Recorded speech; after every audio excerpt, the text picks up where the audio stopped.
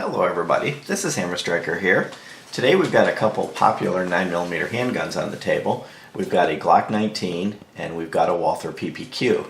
And both of these are very popular for concealed carry, home defense, and even spending some time at the range or competition, especially the Glocks with GSSF. They're both very similar polymer-based striker-fired handguns. So let me pick them up and show you a couple of differences and similarities and compare them a little bit. So we'll start with the Glock, and that it is unloaded, and then we'll talk about the PPQ. Some of the basic features of the Glock, and we do have full videos on each of these guns if you want to get all the details, but we'll go into the details that are important for comparing one against the other. But the Glock does have, it's a drop-safe weapon. It's got an integral safety system. It does have no external safety.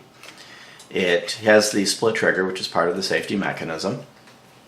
The Glock comes with the the very popular U-dot sights, and these are replaceable. The rear is dovetail and the front is pinned. And this is a Gen 4, so it does have the replaceable back straps as well as the reversible mag catch. However, the slide release on the Glock is not ambidextrous and it cannot be reversed. It's on this side and that's the end of that. But the mag catch can be released without having to buy any additional parts, or the mag release. So let's talk about the PPQ a little bit and then actually compare them. So we'll start out with the fact that it is unloaded. Here's the magazine. A lot of similarities between the two guns when it comes to basic features. They have reversible magazine release on the PPQ, but the PPQ does have an ambidextrous slide release, which is different than the Glock. It has a similar internal safety mechanism, and it is drop safe. It has the split trigger as part of the drop safety mechanism. Both guns have a Picatinny rail. One of the things you'll see that's different though is the Glock has a single slot. If I turn it up so that you can see it, there's just one single slot. And the PPQ has 3 slots. It gives you a little bit more flexibility in trying to mount a laser or some other weapon forward of the trigger guard. The Glock, it's a little more limited in the positions that you can mount it. Some of the other significant features are when you look at the slides. The Glock has very nice serrations at the back. They're very aggressive, easy to get a hold of, but they don't hurt your hands. But the front of the slide is completely smooth. So for people that like to do press checks or use the front of the slide to cock the gun, the Glock's a little bit more difficult to get a hold of. The PPQ has very functional serrations at the back, as well as a very good set of serrations at the front. One unfortunate thing with their serrations is there's kind of a blank spot in here where the logo is, that it's a little slippery there, but forward to that, backward to that, or up, a little up and a little down, it's very easy to get a hold of. And the other side is full. So it's a little bit easier to manipulate the slide from getting a grip on it standpoint on the PPQ, because pretty much anywhere you grab this thing, you're going to have a good grip on it. The grip itself, the actual handle grip, is well contoured on the PPQ, and this factory stippling is very aggressive without being abrasive on your hands. And when you get a hold of this gun, you really feel like you've got a hold of it. It's not going to go anywhere. It does have the same replaceable backstrap capability that the Glock does. It's implemented a little differently, but the replaceable backstraps come with it, so there's nothing else to buy. And the Glock has the RTF, they call it, rough texture finish stippling, which, like the PPQ, is quite aggressive and easy to get a hold of, but it doesn't hurt your hands. It has finger grooves in the front and a little bit of a curvature or hump at the back, and the replaceable back straps do come with it. The finger grooves are a little less pronounced on the PPQ. They're there. You can see there's one there, and one there. They're a little less pronounced, but they still do give you a good grip on it. And you've got a little bit more of a bump at the back and these little swells along the side of it that kind of give you that additional grip and give you a place for your finger to set into when you're holding on to it. Either one of them is quite easy to hold on to and comfortable to hold for an extended period of time. The Glock, of course, has the standard grip angle of the Glocks, and the PPQ is a little closer to a 1911 grip angle. So for some people that don't like the Glock grip angle, the PPQ is going to be a little more similar to other guns out there. From a quality perspective, both of these guns have been flawless in function They just work. The Glock's reputation for being reliable is well known. The PPQ is a little less known because they're not quite as well known a gun overall, but they are extremely reliable. Neither one of these has given us any trouble throughout the time we've had it. From a size perspective, one of the things I'll note is this is the Navy version, and the Navy version comes with a threaded barrel. The PPQ is available in a standard version without the threaded barrel. The primary difference there is it adds about 0.7 inches of length to the gun with the threaded barrel. And you can buy a non-threaded barrel. In fact, we've actually done that. We bought a Jarvis non-threaded barrel, which then makes it dimensionally the same as the regular PPQ. And the only advantage to doing this is that when we're at the range and not wanting to use a suppressor, you don't have to keep worrying about the thread protector. You just put the barrel on and just rock on. From the factory, they both have 15-round flush magazines. I'll put them back in so that you can see what that looks like. So they both have 15-round flush magazines.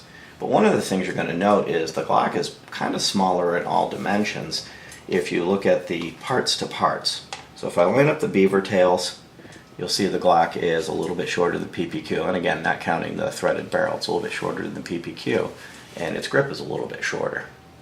Now, one of the things that gun manufacturers have a tendency to do is mention their dimensions based on the size of a box, effectively.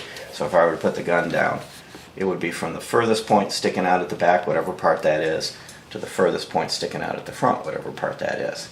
So on the Glock, it's 7.36 inches. On the PPQ, it's 7.1 for the regular one and 7.8 for the Navy. The grip height on the Glock is 4.99 and 5.3 on the PPQ. And the Glock is thinner, though it doesn't look like it. The Glock is 1.18 inches thick and the PPQ is 1.3 inches thick. And the reason it kind of doesn't look thicker is when you look at it from the top, the PPQ is quite rounded, whereas the Glock's pretty square. But when you actually measure it at the wider points of it, the PPQ is a hair wider. Now that 0.12 inches of width is not going to make a significant difference in which gun is easier to carry. That width difference is small enough that either one of these is going to be comfortable to carry. It's going to fit in a holster, inside the waistband or however it is you want to carry it. Now, one thing I will say though, the Glock is a Glock. It's a square box and it works. There's nothing decorative on a Glock. There's nothing on a Glock that isn't there solely for the purpose of making it function. They're never going to be called pretty. The PPQ, though being highly functional, is also quite stylish. It's a nice looking gun, with the kind of the curved slide and the serrations at the top, which actually perform a function of reducing glare, and the curvature and sculpting of the slide. It's overall a nice looking gun.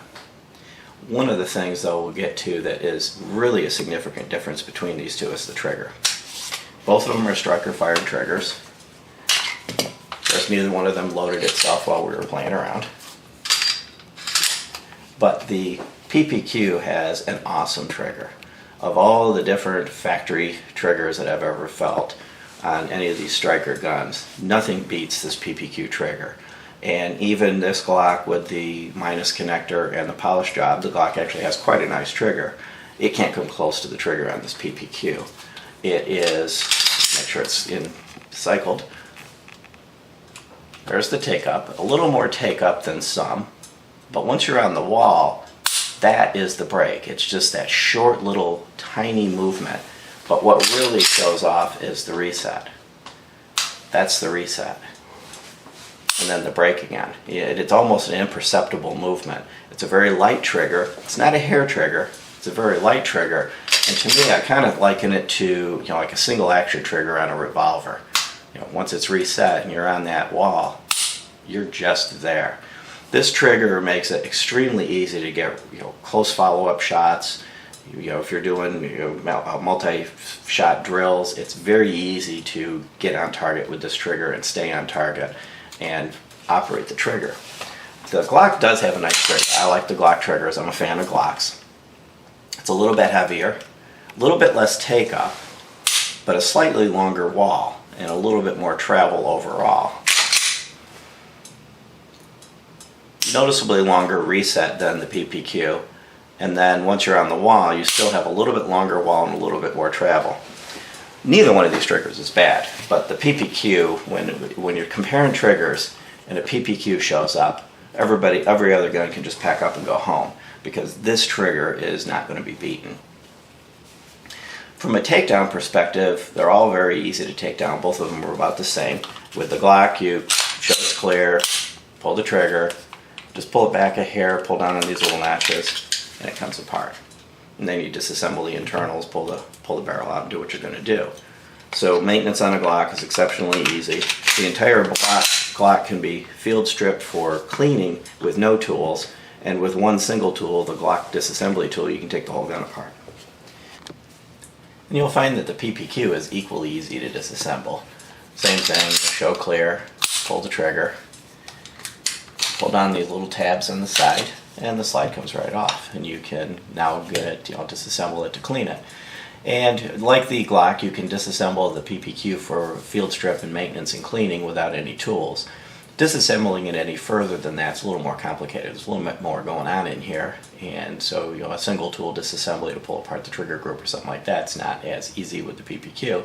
But the trigger is so awesome from the factory, there's really no good reason why you'd even want to mess around with pulling the trigger system apart. Reassembly is just as easy. You line it all back up, rack the slide, and you're back in business.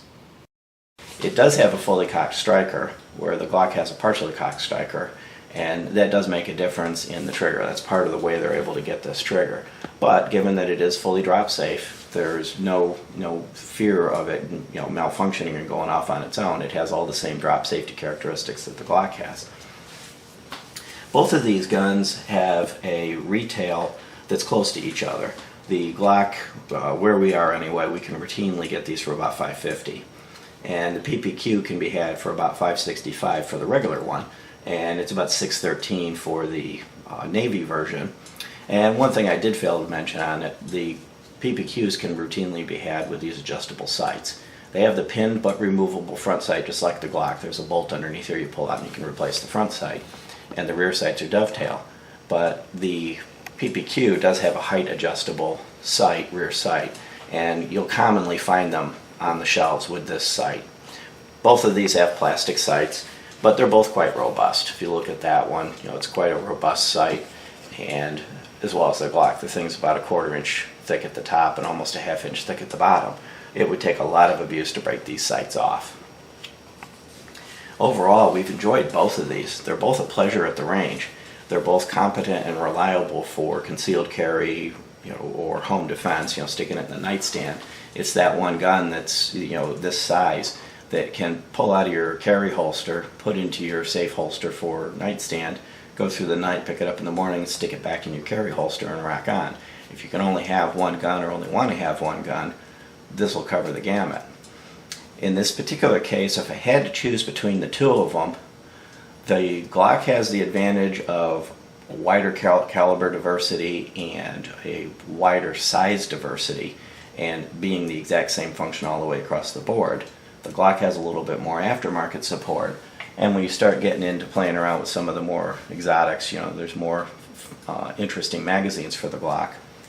Both of these guns will take the larger magazine, so I take this 17 round magazine from the Glock 17. That'll pop right in there, hangs down a little bit and works. And the PPQ has an available 15+2 magazine with a pinky extender, and this comes standard with the Navy, but you can also get them separately. So capacity is roughly the same, just a little more aftermarket support with the Glock than with the PPQ. However, when all things considered, when you consider the trigger on the PPQ, the ergonomics on the PPQ, and just the overall appeal of the PPQ, I probably would just by a hair go with the PPQ in a comparison between these two. But it isn't going to matter which one you pick. You're going to get a very good quality, reliable firearm that you can truly enjoy. But Walther has really hit one out of the park with the PPQ series. They're available in 9, 40, and 45 and 22 LR. And interestingly enough, with the 22 LR version of the PPQ, it's a full-size PPQ. It's not a 2/3 scale. So if you like our videos, please give us a thumbs up, share, subscribe, check us out on Facebook, and have a great day. Thank you.